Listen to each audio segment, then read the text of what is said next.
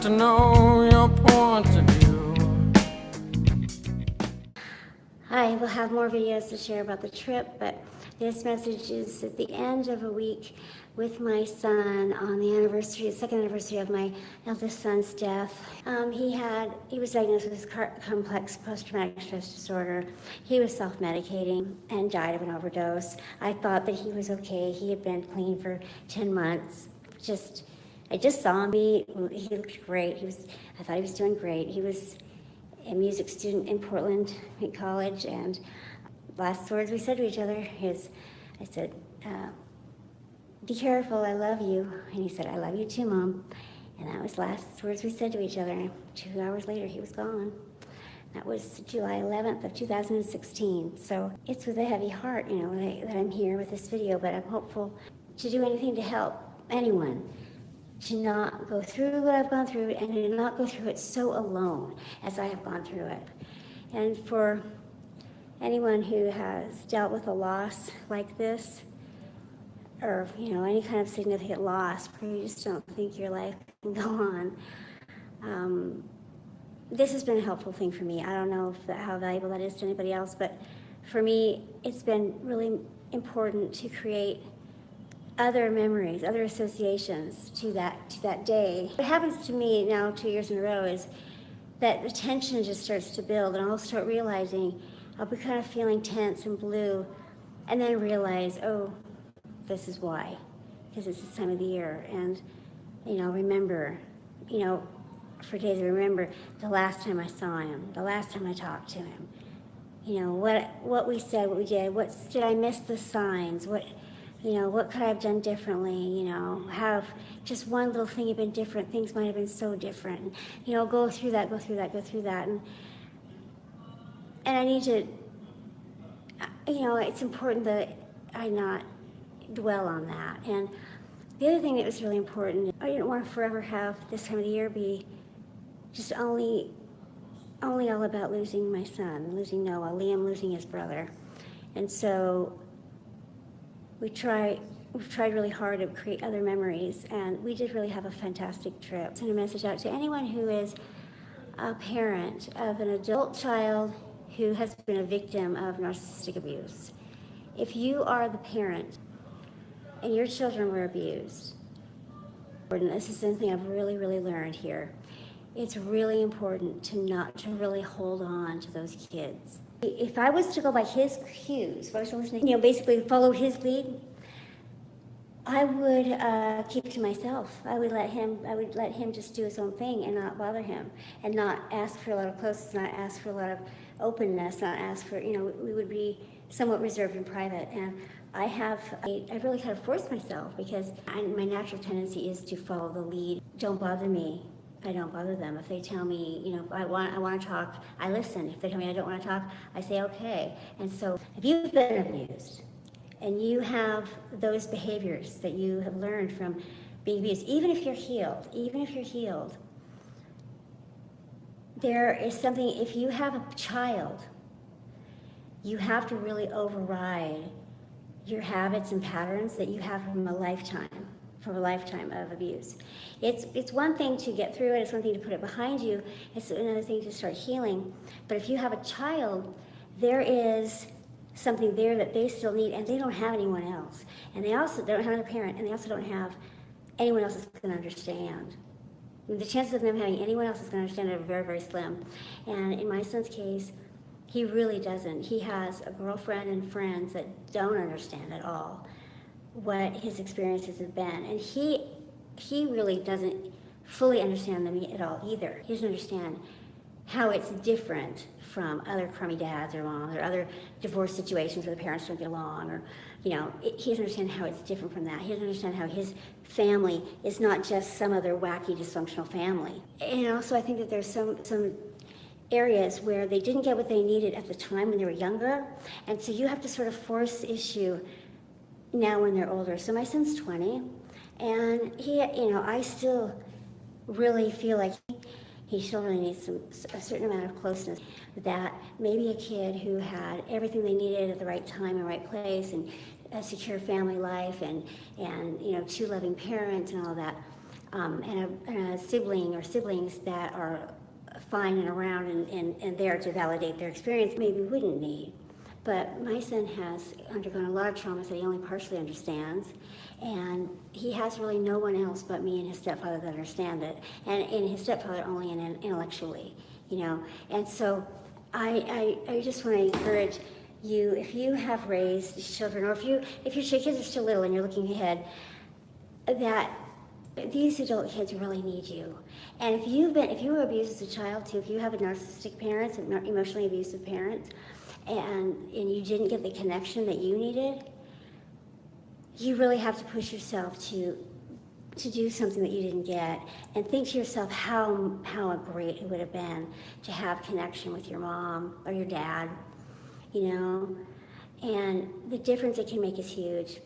And being really close to my son this week, being really close to him in proximity, has forced me in a way, or given me an opportunity in a way, to see he's healing. He is really codependent with his girlfriend. And he is afraid of abandonment. He doesn't have this confidence, and he doesn't have any idea what he deserves. It's really important that I just stay close, you know, stay close and make sure that I tell him a lot of things that maybe a person who grew up with all the things that he needed at the right time wouldn't need to hear anymore. But a person who's been raised with a narcissistic or sociopathic parent, as my son was, is really vulnerable. Even if they had you there loving them, they're still really vulnerable. You know, it's very likely that you could see your kid repeating the mistakes that you made, and that's what I was seeing. I see both of my sons before my other son died.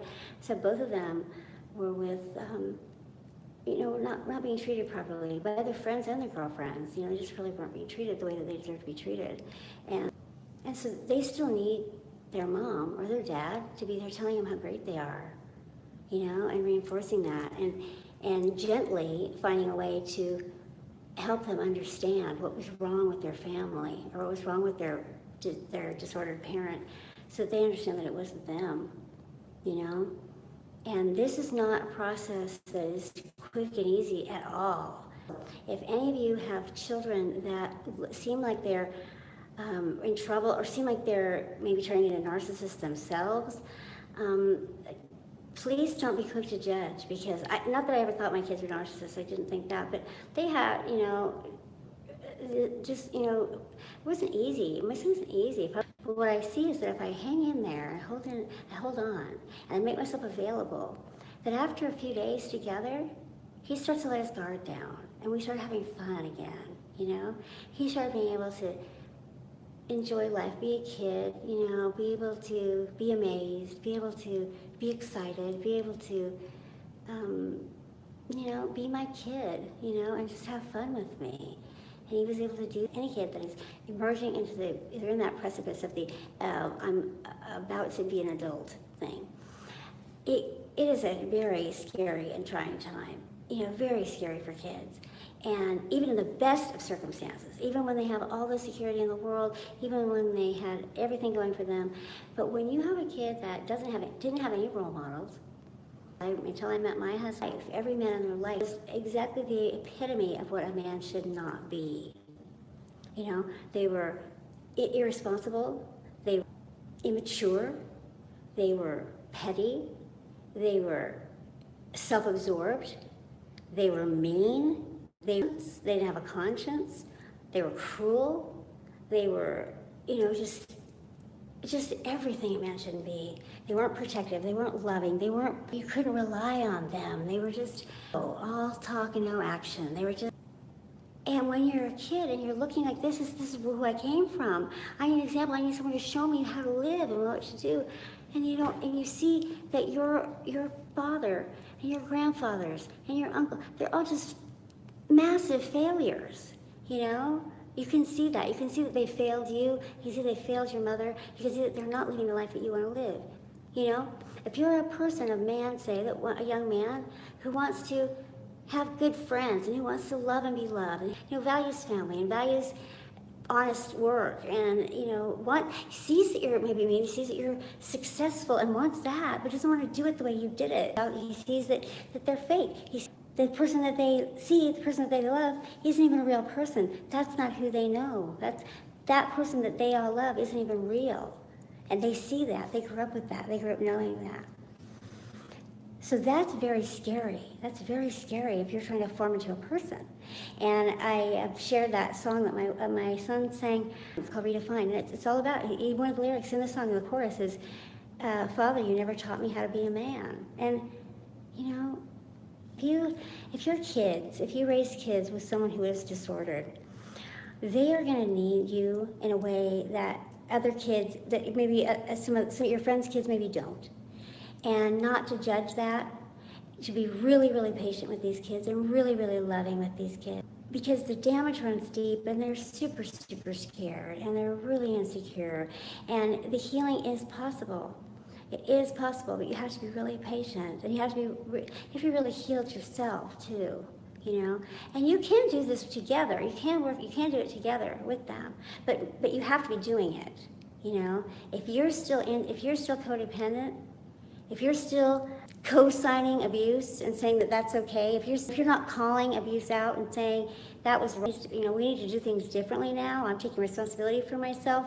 We were abused before. We're not going to be abused anymore. If you're not at that point where you're able to change that, your kid's going to be in trouble. You have to be able to say, no, that wasn't right. We weren't treated right, and we're going to change that now. We didn't deserve that. We deserve better. And you tell them what they deserve.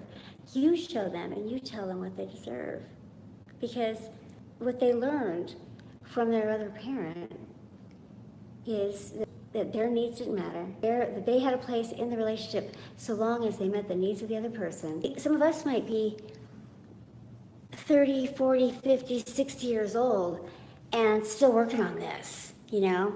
And so if our kid is, you know, 18, 19, 20, 25, and they are struggling still to understand it, they're probably doing better than we were at their age. At 20, I had no idea. I was, you know, in my 30s, having a heart attack, a mother of 2 kids, when my husband was diagnosed with antisocial personality disorder, and, you know, I almost died of a heart attack when he and my parents all abandoned me. And I had no idea that anything was wrong. I would have told everybody that I had a perfect family, and that even though I was suicidally depressed, and had no idea why, I thought all of them were fine. Your kids had a disordered parent that they were not able to escape, that they had to be around throughout their entire lives. You know, in my son's case, you know, he lost the one and only person that went through it with him and did validate his experience. And so, you know, what would I expect other than he would try and protect himself and be closed down? And he did close down, he really did. And it takes a lot of patience and time to get him to open up and trust that I'm going to be right here for him. And if you have raised children with a narcissistic or, you know, emotionally abusive person, it's probably a job that's not ever going to end, because you and that child have a very unique perspective that no one else has. No one else understands anything that you've gone through, and so that kid is going to need you in a different way than adult children need their parents most of the time. This abuse, this emotional abuse like this, it just doesn't go away, you know. And especially, the more you can get away from the abuse, the better. The other thing, remember, in my case, my son still hasn't gotten away from it. You know, we're trying to move away now, and he's going to move away too. But you know, he's not in a no contact situation. He has contact with his family and his dad, and you know, he says, well, they can't hurt me now, but he didn't know how they were hurting him in the first place. And they do attempt to abuse him every time they see him, but he doesn't identify it. He doesn't know what they're doing. I only hear about it later. You know, it'll be weeks, months, even years later, and he'll tell me a story, and I'll realize that he was completely being abused, but he didn't see it. You know, that just happened. I'll share I have some stories about that I'll share with you about how that subtly happens, and then I hear about it, you know, months later. And they didn't know. It was just a funny story to them, but it was totally emotional abuse, you know, narcissistic abuse, and usually in a gang group setting where he's the one person there being targeted in this toxic situation that is just completely, outrageous, and he doesn't know, he doesn't see it. You are a really important resource for them, and you've got to hang in there for them. I do have a lot of empathy for those of you who have children that you just had to break away from because they were narcissistic and they weren't changing and you were getting abused. I feel so terrible for you. I do have some people that have that situation, but in the vast majority of the cases, what I see happening is that there's narcissistic parents, or parents that just won't own up to what happened, that their kid was abused, that their kid's not okay, that their kid's not a normal kid, and their kid really needs them. And they just don't want to take responsibility for what happened. And they are lacking the empathy and the compassion to be there for their kid. And so it's a lack of empathy, a lack of passion, a lack of responsibility that continues to go on. And even if they weren't the abuser, they will continue to be a part of the problem and not be able to have a satisfactory relationship with their child, even as their child becomes 20, 30, 40 years old, and they grow up into an old person who a lot of times is just like my parents over there, grandparents talking about how I turned my back on them. That's not what happened. That's not what happened. And it rarely is what happens. It rarely is what happens. But that's not to say that it's easy. For you to hang in there with a kid who's been abused, when you've also been abused all your life, takes a big commitment. It takes love and it takes a commitment. It's not going to be easy. They are going to blame you sometimes, and they are going to, they're going to be going through trouble, and you're not going to have anyone else to help you deal with it. And it takes love and it takes compassion. It takes the ability to say, this may not have been my fault, but it is my responsibility. They were my kid. I love them so much. I want them to be okay, and so I'm here. Even if they're struggling, even if it's hard. I'm not here to be abused. I won't be abused. But as long as they're trying to get their life together, as long as they're not abusive to me, I'm their mom, they're my kid, I'm here, And there's something really telling about parents that won't fight for their kid. If I don't hold it together, if I don't play my cards right, I'll be abandoned. I'll be on my own. And it shows in his relationship now with his girlfriend. It shows. And the same thing was true for me. So, they need you to not prove them right. They need you to be there no matter what. Not to be abused. Not to be abused. You don't have to be there to be abused, but you do need to be there in any other case. As long as they're not abusing you, you need to be there for them. They were abused and they need you. And they don't have anybody else. They don't have anybody else that's ever going to understand it.